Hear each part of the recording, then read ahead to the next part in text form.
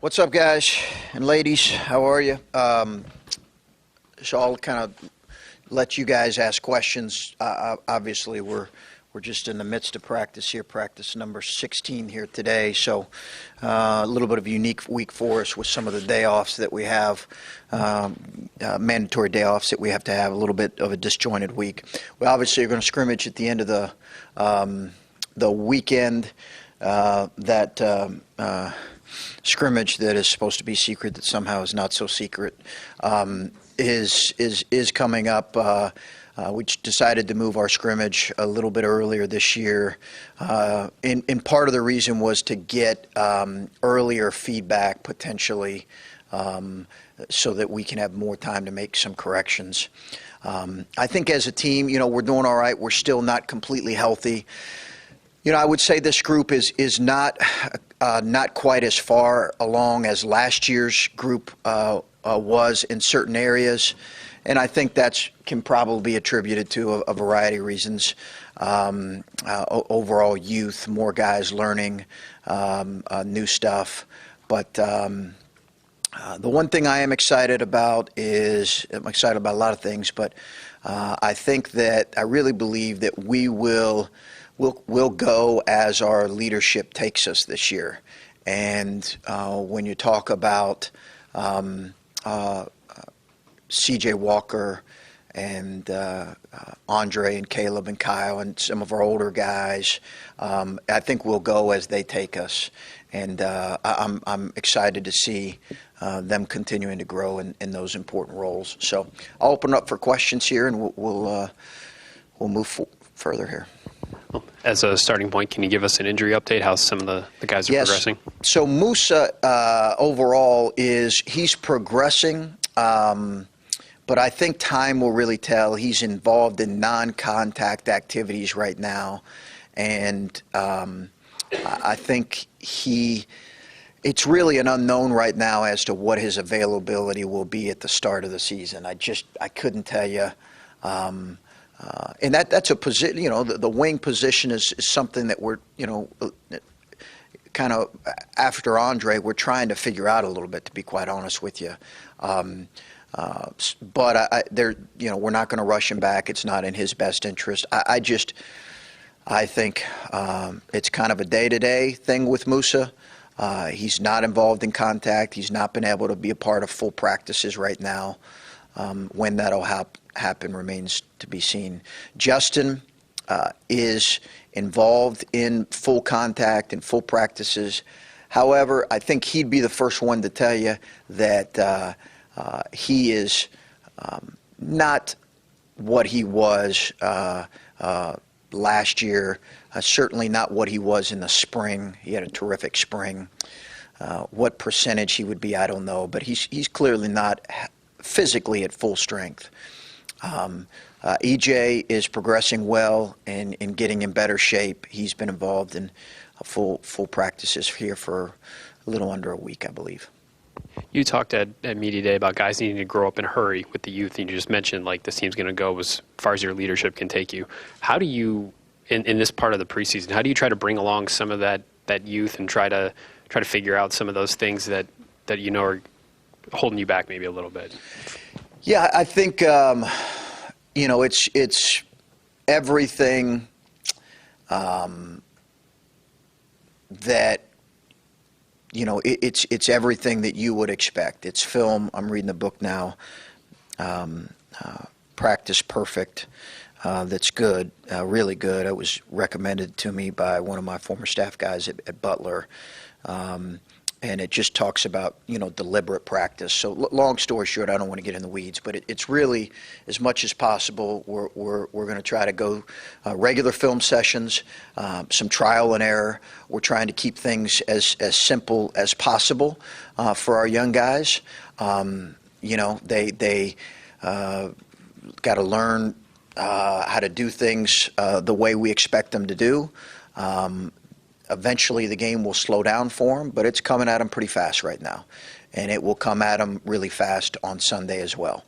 I think patience is going to be required on all of our parts, my part, our staff's part, their part as players, probably our fans' part, because I think there are going to be plenty of times where we'll play at least 2 or 3 of our guys out on the floor will be freshmen and sophomores multiple times, I'm sure. You talk about how your team will go as far as your leadership takes it. And I think sort of a lot of people on the outside would maybe think that it would go as far as some of your freshmen might be able to take it just based on their readiness. Is part of you saying that because you have a young team and you're worried about you don't want your team in the hands of the freshmen right away? No, I think part of my reason I'm saying that is because that is the expectation for older guys in a program, is that they'll lead it the way we expect them to lead it. And that is the role that these guys need to continue to move into. And, I think your team is generally as strong as your leadership. And that doesn't always happen with upperclassmen. There's no question that our freshmen are going to, and sophomores for that matter, are going to play an important role on our team. I'm not minimizing that. I just think throughout the life of the season, what will go as our older guys lead, how they lead, and kind of where they take us. I think it's too much to expect that for guys that are just trying to find their own way a little bit. You talked about Alonzo trying to find consistency and that being a big key. Now that you've seen him in off-season workouts and now 15 practices, how consistent do you think he has been at Ohio State? I would say he's been really consistent in rebounding the ball. He's done a terrific job rebounding the ball, but he's still got a lot of growth in that area. But he's had a great attitude, great approach. But I think him still trying to figure out. Alonzo's never been a guy that has scored at a really high level at whatever level he's been at.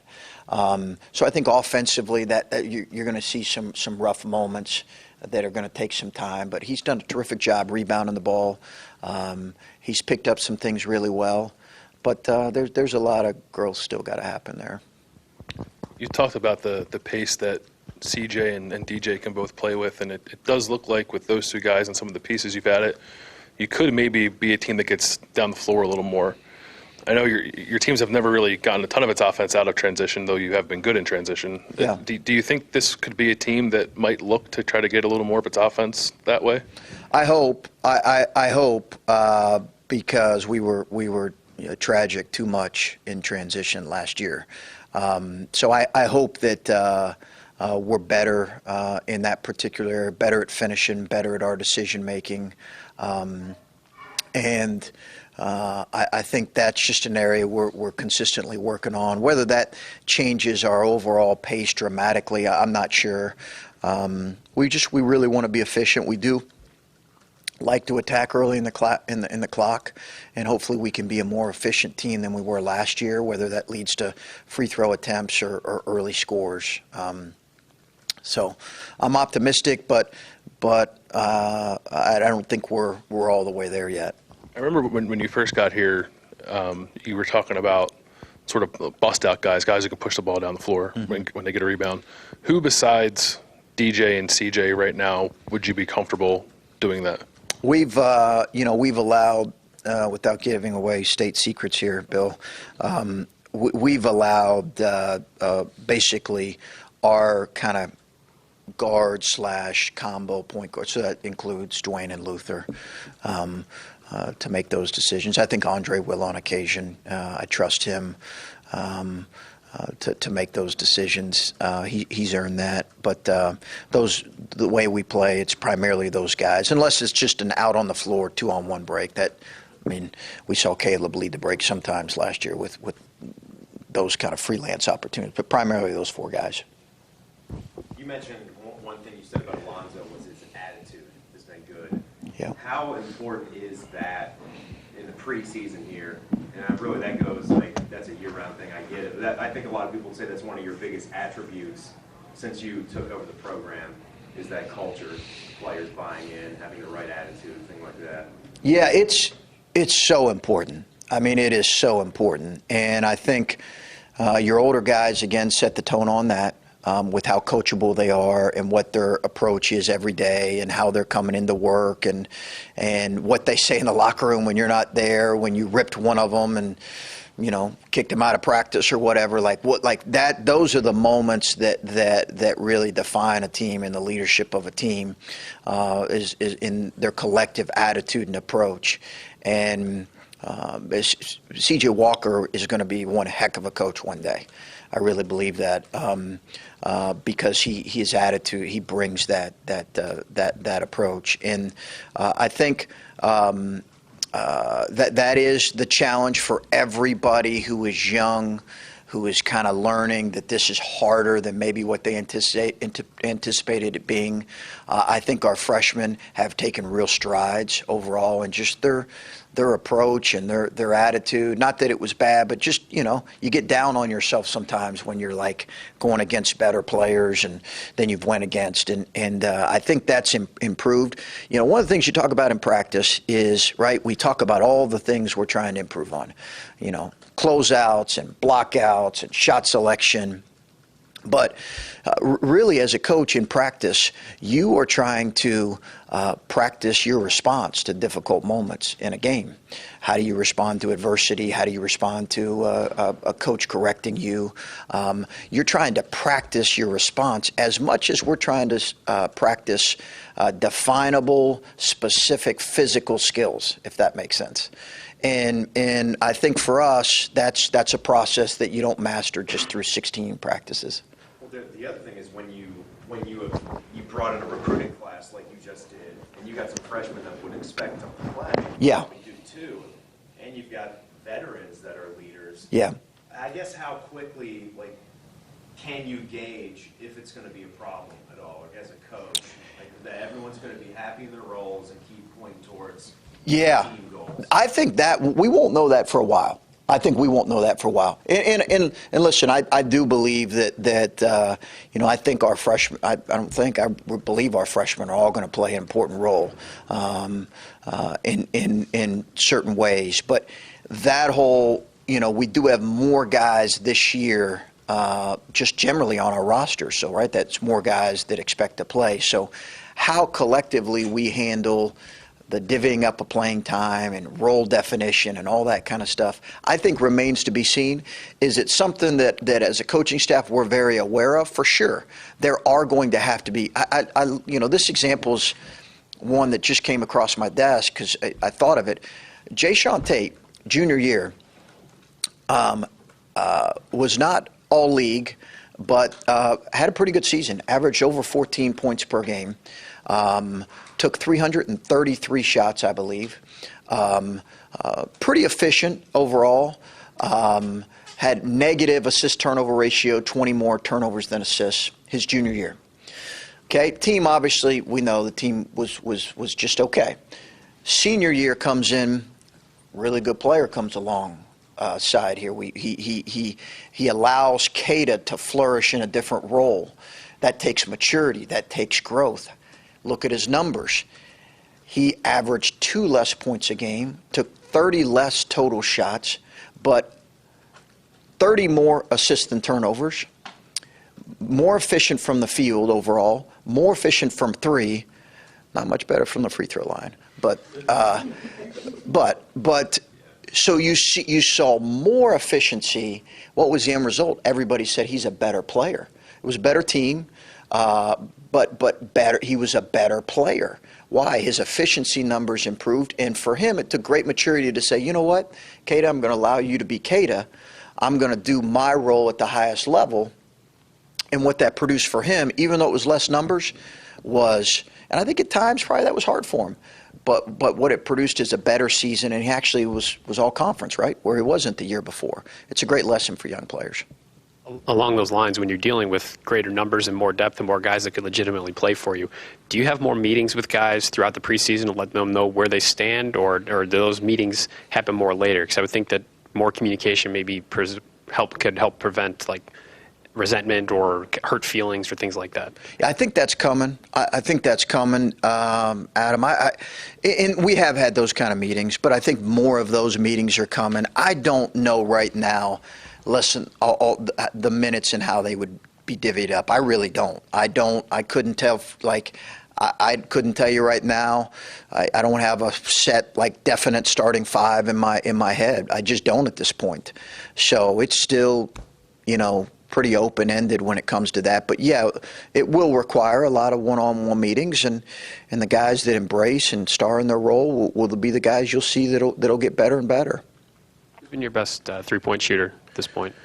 I think numbers-wise right now, through practices, Andre Wesson is leading us in three-point field goal efficiency. His numbers have been good, and his shot selection has been really good as well. He's, I think, right at 41%. You mentioned getting EJ back to practice. Mm-hmm. What have you seen from him that stood out? How do you think he'll help this team? He's got to continue to you're not out 3 weeks, 3 important weeks, and not have, his conditioning was always going to be something we had to work on, but that's been a little bit of an issue for him. Just really like his approach and attitude right now. I think he's done a good job kind of getting better and better and making steps forward, even though at times I'm sure it's been frustrating for him because it hasn't come as quickly. But he's done a really good job scoring the ball. He's got to rebound it better, but done a really good job scoring the ball for us. And I'm just excited about his continual growth. He's done some good things. When you say that this group isn't as far along as maybe they were last year at this point, do you mean just like the decision-making of some of the younger guys or just their adjustment to the college game, I guess? Yeah, I think it's probably all of that. Just defensively, we're not quite there. Our ball handling and decision-making, it's not quite there, and it's something we obviously struggled with last year. I'm not saying we can't. Is it the byproduct of having 7 freshmen and sophomores? I don't know. Maybe it's something I'm not doing well, but that's just an honest assessment of kind of where we're at. And I think we've got to continue to make strides. As a guy who's been known to be harder on his point guards, I guess, how are you tempering your own emotions as DJ's going through this transition of learning how to play at this level? Yeah, DJ's done a good job in a lot of areas, and I think he's learning right now what you can and can't do at this level. And as a coach, just right as a parent, we want all of our kids. We want to protect them from as much failure as possible. That's all our tendencies, right? Well, the reality is let them fail and learn from it. So that's part of what these first 15, 16 practices are. Let's let him fail some and figure some things out. But he's made real good strides, and DJ has made real solid strides. I've been proud of him with that on the floor. But we got a ways to go. What have you seen out of Caleb with the weight loss and how his game has changed from last year to this year as far as in practices? More movement by Caleb, just ability to kind of play harder, longer. I really loved how he's moved. I love Caleb's approach right now as much as anything. And sports can be cruel, right? You can have a great approach and lose all this weight. Doesn't necessarily mean you're right away you're gonna see the dividends. But I love his approach. Caleb is putting himself in the best position to be at his best, and that's all you can ask for. Chris, you guys were, I think you were 15th in defensive efficiency your first year, and then last year you were still top 30, even though you lost a lot of your versatility and length. Just how did you? I know it's not exactly equal, but you seem to maintain for the most part. How did you guys do that last year? And does the makeup of this roster maybe remind you any more of 2 years ago when you did have some of that versatility on that end of the floor? A little bit, although those 2 defenders with length and versatility with Keita and JT were, and then C.J. Jackson was a pretty good defender for that group. But those 2 were because they played so much and they were so valuable, so that length was on the floor so much. And that little loquacious dude from Indiana, Dockich, proved to be a better defender than we anticipated. So it rounded into a pretty good defensive team. I don't know yet. The thing you're hesitant as coaches right now is defense is so much about will and effort, and a collective mindset. And that team last year, for the most part, it had that. Now, our defensive numbers in the Big Ten weren't great, but as you mentioned, on the year we were 25th. So part of that's I'm waiting to see what this group has that too, because the moment as a coach you assume that's going to be the same is when you have a dip in your defensive efficiency, and you look at it and you're like midway through the year and like, oh, we're 75th in the country in defensive efficiency. So I'm hesitant to assume that's going to be the case this year. Does Caleb's physical changes, obviously they'll help you on that end. Is it possible that, I don't know, you could switch him more if teams try to put him in screens? It doesn't seem like you would be able to do that in the past. I don't know if he's made such a drastic change that you could do it now. I've always been pretty, Caleb's smart, but I've always been pretty pleased with his ability to move his feet laterally. Now, vertically, is he no, he's not a jumping jack vertically, but laterally he's pretty good. So I do think there will be times we'll switch, and the decrease in weight should help that. A big part of that too is he's a smart defender. Well, listen, I say that with the exception of fouls, which we got to get him better with, but usually he's smart when he switches on the guys. You mentioned leadership early on. Mm-hmm. At what point in preseason do you really need to start to see that from guys as they kind of emerge as leaders? Right away. I think right away. And our schedule is well documented, but right away, in practice, right now, every day. And we've seen some really good moments, but we've got to continue to see that grow, but right away. Where would you say you're at in terms of installing your offensive and defensive systems? Because the guys who were just here said you're a coach who likes to add complexity to that even as the season gets started. Yeah, it's interesting they say that. That's an interesting observation from them, and probably an accurate one. We've tried to be really basic now because of how young we are. When I look back at last year's practice plans at this time, we did have more stuff in at this time last year. So, it's a conscious decision. I've been a little bit more simpler at this point right now because of our youth. Okay, thank you guys.